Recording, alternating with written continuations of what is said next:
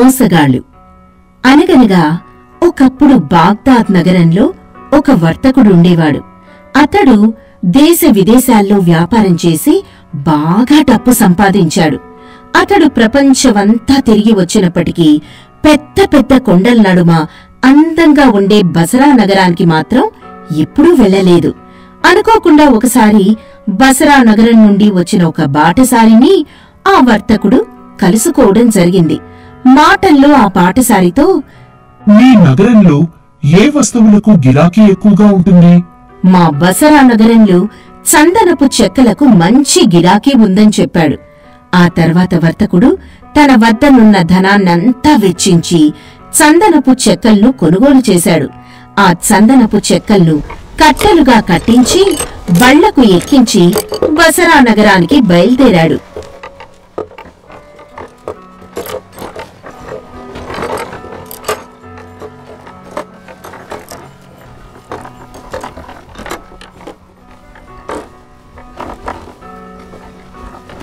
బసరా నగర దరిదాపులకు వస్తుండగా అతడికి ఒక ముసలి అవ్వ గొర్రెళ్ళు తోలుకొస్తూ ఎదురుపడింది. ముసలి అవ్వ వర్తకుణ్ణాపి, నువ్వు పరదేశీయుడిలా కనిపిస్తున్నావు.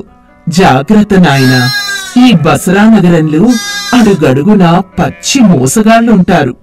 మీలాంటి పరదేశీయులను ఇట్టే మోసం చేస్తారు, జాగ్రత్త అని హెచ్చరించి తన దారిన తాను వెళ్ళిపోయింది. వర్తకుడు బసరా నగర ద్వారం దగ్గరకు చేరుకునేసరికి పూర్తిగా చీకటి పడిపోయింది. రాజభటులు ఆ ద్వారాన్ని అప్పటికే మూసేశారు. వర్తకుడు ఆ రాత్రంతా నగర ద్వారం ముందే గడిపి మర్నాడు ఉదయం నగరంలోకి ప్రవేశించాడు. నగరం లోపల అడుగుపెట్టాడో లేదో వెంటనే ఒక వ్యక్తి వచ్చి పలకరించి ప్రశ్నలు వేయడం మొదలుపెట్టాడు. ఎక్కడి నుంచి వచ్చారు? ఇక్కడ ఏం చేద్దాం అనుకుంటున్నారు? మాది బాగ్దాద్ నగరం. ఈ నగరంలో చందనపు చెక్కలకు మంచి ధర ఉందని తెలిసి సరుకు అమ్మకానికి తీసుకొచ్చాను. మీకెవరో కాని తప్పుడు సమాచారం ఇచ్చారు. మా నగరంలో చందనపు చెక్కలను వంట చెరుకుగా వాడతాము.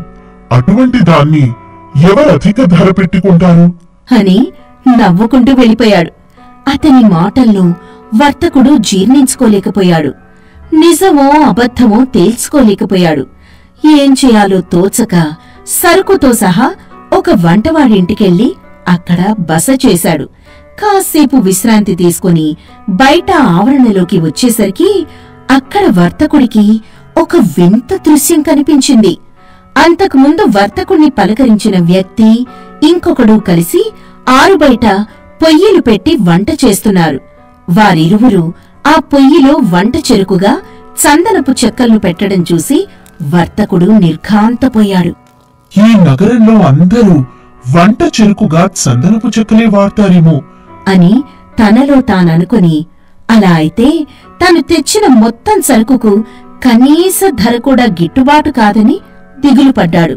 ఆ వర్తకుడు అయోమయ స్థితిలో ఉండగా ఆ ఇద్దరూ వచ్చి, మీ సరుకు మాకమ్ముతారా? ఎంతిస్తారు? మీరిచ్చిన సరుకుకు సమాన బరువు గల వస్తువులు మీరు ఏదడిగినా ఇస్తాము. అందుకు సమ్మతించిన వర్తకుడు తన దగ్గరున్న చందనం కర్రల కట్టలన్నీ వారికిచ్చేశాడు. ఆ తర్వాత వర్తకుడు బసరా నగరం చూడ్డానికి బయలుదేరాడు. వెళ్తుండగా దారిలో ఒక ఒంటికన్నువాడు అతని చేతులు గట్టిగా పట్టుకుని, నువ్వే ఆ రోజు నా కన్ను పోగొట్టావు, ఇప్పుడు నన్ను తప్పించుకోలేవు అని గట్టిగా కేకలు పెట్టాడు.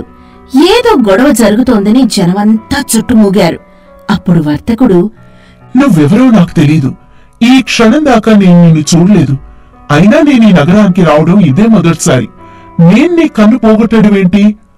కాని అక్కడ చుట్టూ ఉన్న వాళ్లంతా ఒంటి కన్నువాడి పక్షాన్ని నిలిచి వర్తకుడిని తగిన పరిహారం ఇవ్వాల్సిందేనని నిర్ణయించారు. సరే, ఆ సంగతి రేపు చూద్దాం అని చెప్పి బయటపడ్డాడు. ఇలా గొడవ జరుగుతుండగా ఆ రద్దీలో వర్తకుడి కాలి చెప్పుల్లో ఒకటి తెగిపోయింది. అప్పుడు తెగిన చెప్పుని దగ్గరలో ఉన్న చెప్పులు బాగు చేసేవాడికిచ్చి బాగు చేయమన్నాడు. బాగు చేస్తాను. అయితే నాకు మీరేమిస్తారు?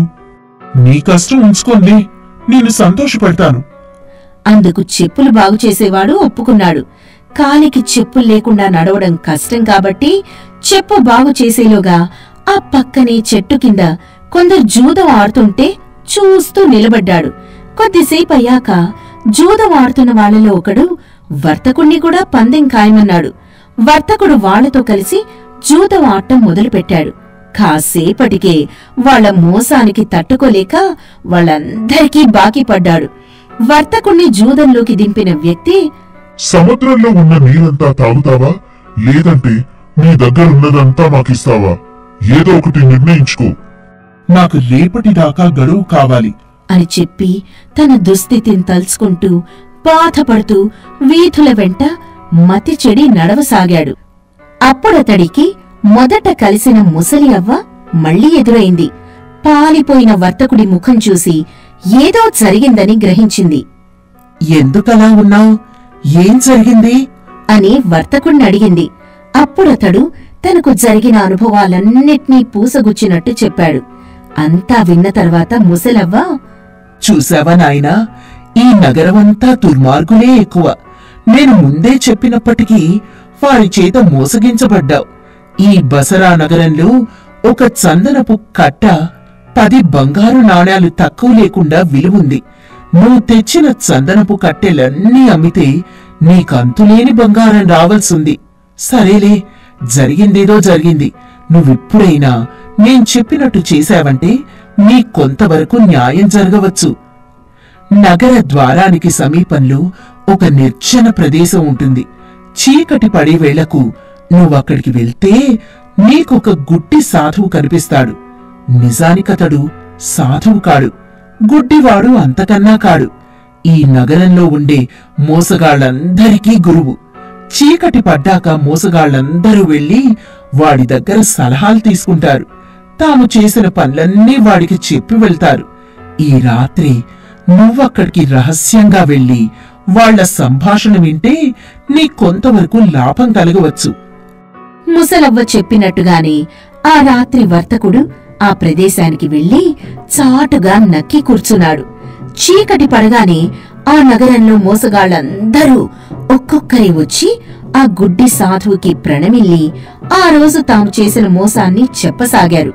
వారిలో వర్తకుణ్ణి మోసగించిన 4 మోసగాళ్లు కూడా ఉన్నారు.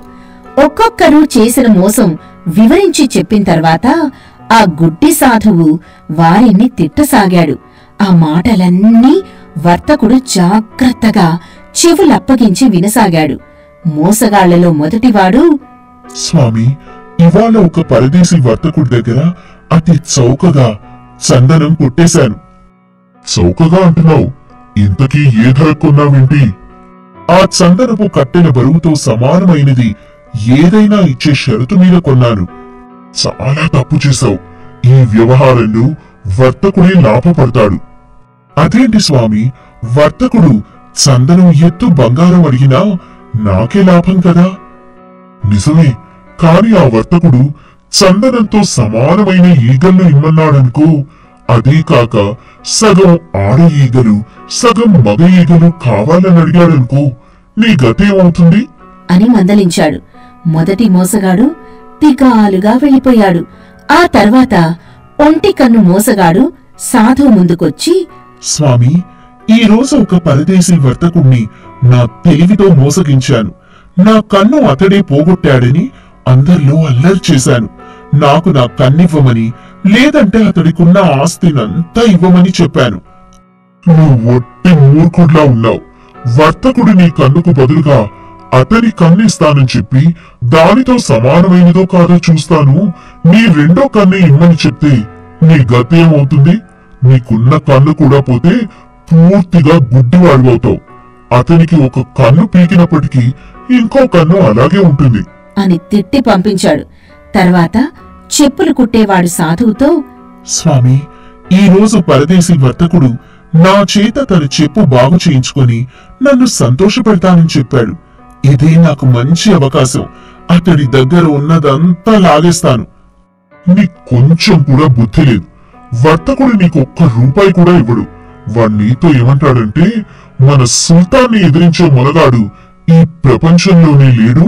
మన సుల్తాన్ని ఎదిరించి నిలబడే ధైర్యం ఎవరికీ లేదు. నా మాటలు నీకు సంతోషాన్ని ఇస్తున్నాయా అని అడుగుతాడు. ఒకవేళ నువ్వు కాదంటే రాజభటులు నిన్ను పట్టుకొని రాజద్రోహం కింద చిత్తవధ చేస్తారు. చెప్పులు కుట్టేవాడు కూడా ఉసూరుమంటూ వెళ్ళిపోయాడు. ఆఖరికి జూదగాడొచ్చి, స్వామి, ఇవాళ ఒకరిని జూదంలో ఓడించాను. పందెంగా సముద్రంలో నీరంతా తాగాలని, లేదంటే అతనికి ఉన్నదంతా ఇవ్వాలని షరతు పెట్టాను. నీకొక్క చీలిగవ్వ కూడా ఇవ్వడు. సముద్రంలో నీరంతా దోసిట్లో పట్టి తీసుకురా, అప్పుడు అంతా తాగుతానని చెప్తే నీ పరిస్థితి ఏంటి అని అడిగాడు. సాధువు చెప్పిన మాటలన్నీ తూచా తప్పకుండా విన్న వర్తకుడు మర్నాడు తనను మోసగించ తలచిన మోసగాళ్లను సులభంగా ఎదుర్కొని గెలిచాడు. మొదటి మోసగాడు చందనం ఎత్తు ఈగల్ను ఇవ్వలేక చందనానికి సరిపడ ధర కట్టి బంగారు నాణేలు లెక్క కట్టి వర్తకుడికిచ్చాడు.